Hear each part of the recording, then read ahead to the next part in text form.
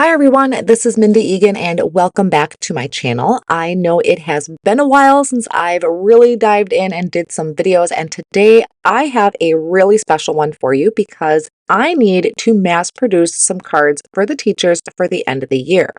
And in that process, I'm going to share with you what I think, in my opinion, is the ultimate stamping hack for mass producing sentiments.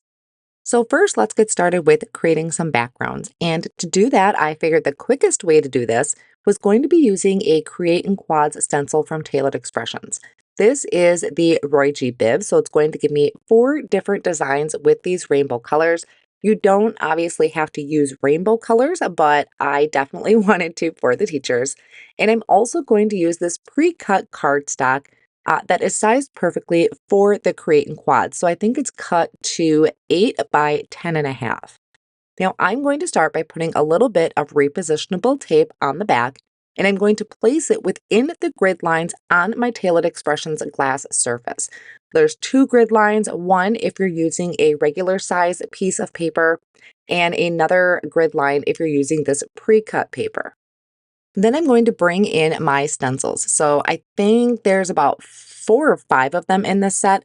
They are all labeled in the bottom right-hand corner with a 1, 2, 3, 4, and possibly 5, depending how many stencils there are. So I always go through first, make sure they are all facing up in the same direction and that they're also in order so that I can just grab them and go.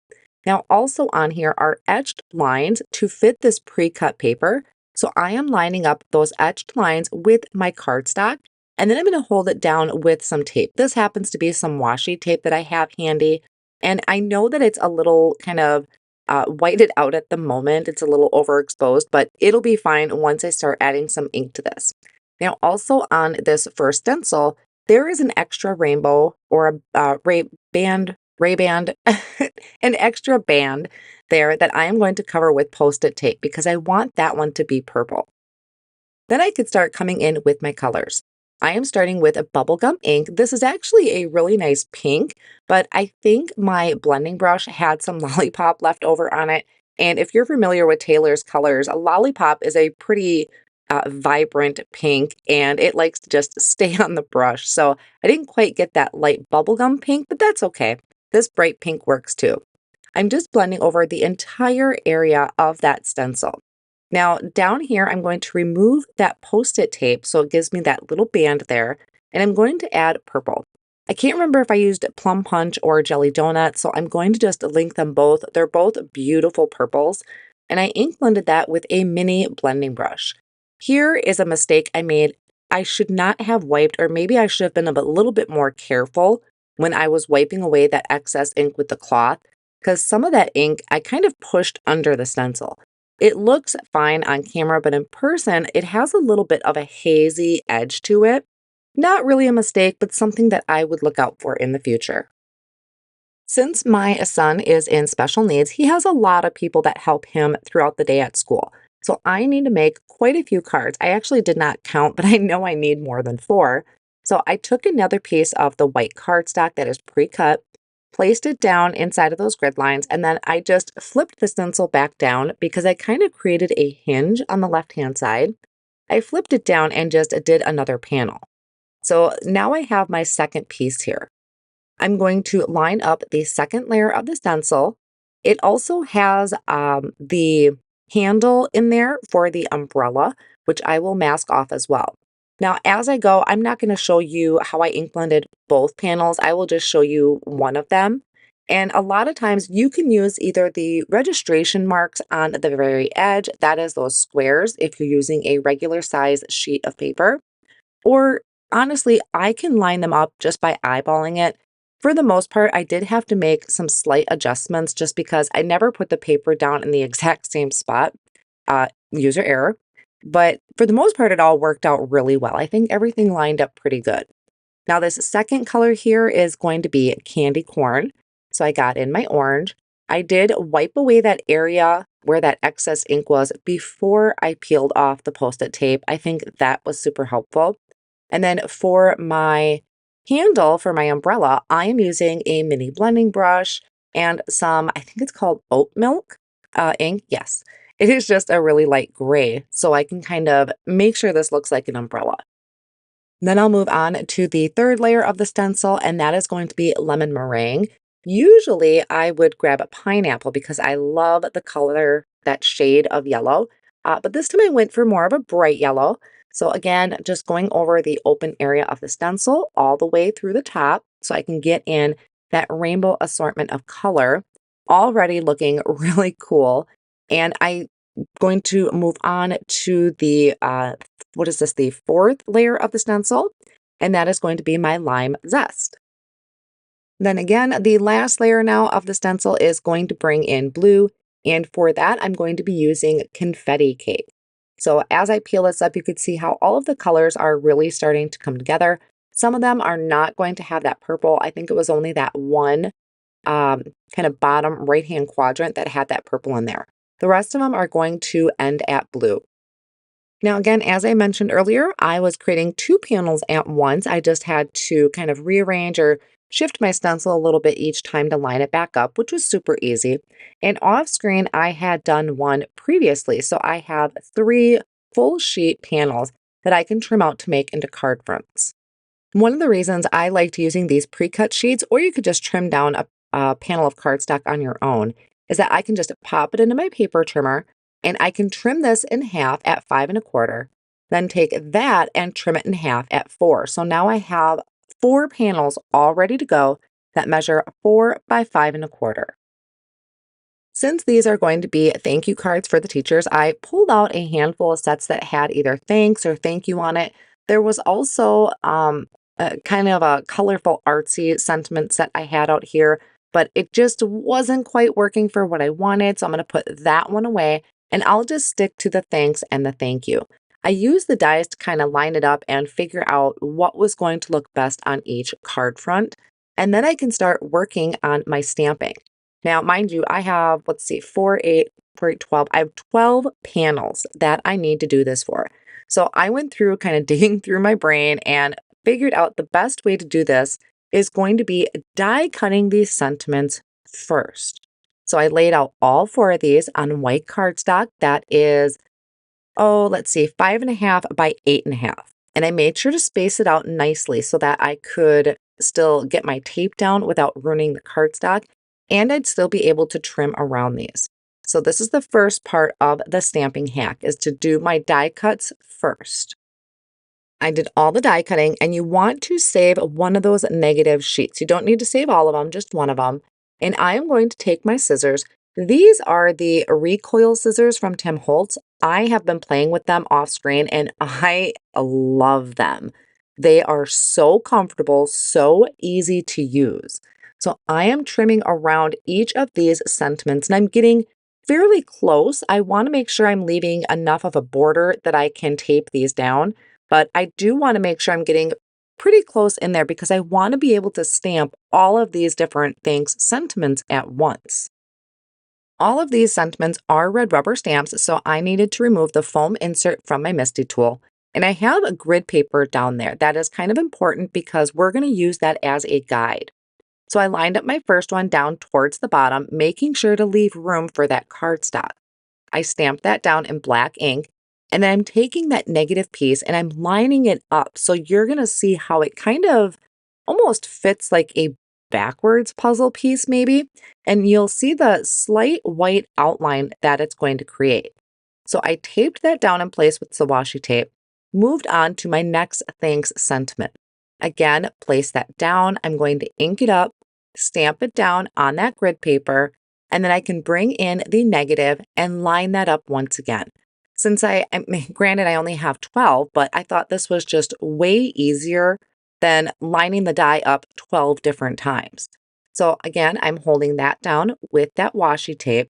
This would work really great if you're doing Christmas sentiments, if you're doing Christmas cards and mass producing. In my case, I just have a lot of thank you cards to give to teachers.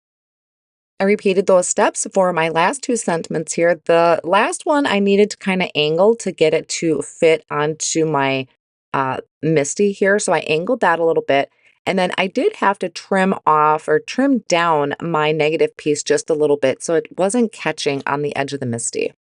Once I have all of those negative pieces in place and taped down, then I can start bringing in the actual negative die cut and placing that in. So it's going to fit just like a puzzle piece. If you wanted, you could put a little bit of repositionable tape underneath to really hold that down. But I felt like mine, held down pretty good without kind of popping up. The last one there, that bigger one, I was a little worried about, but it ends up working out really well. So now that all of those pieces are popped into place, I can ink up all four of these sentiments at once. I'm going to stamp them down, and I'm using VersaFine black ink because I didn't want to have to stamp it multiple times.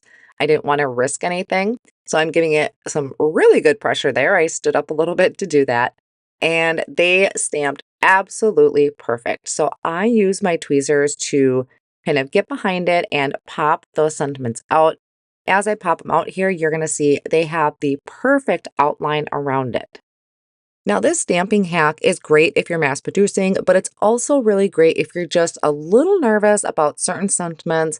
Sometimes the real scripty sentiments can be a little tricky to line up, or if the die has a really close cut edge, this is a really good trick to use for those.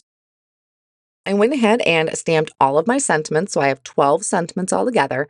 And then I had also die cut another set of just plain white cardstock sentiments so I could layer them up. I really do want to add dimension to the cards, but I don't want to get carried away because, again, it's a lot of cards. So by just doing that extra die cut, it'll be one die cut piece behind each one with that white cardstock and layering it together with the liquid glue. If you really wanted to, you could add foam squares behind it, but I just thought this went a little quicker. And I'm using the embossing mat to kind of catch any excess glue and it's not sticking to my glass mat. Some of the stamp sets that I chose these sentiments from also have some sub-sentiments, and I really wanted to add those to the front of the card. So right now, I just kind of went through and laid out which sentiment I want on which background. Now that large thank you, I figured would look great on that busier background, but here are some of the smaller ones. So I picked out two smaller ones that I plan on using. This is another stamping hack, kind of a bonus. I placed my panel in my Misty, and I have this, I can't remember the exact name of it, but I will have it linked in the video description.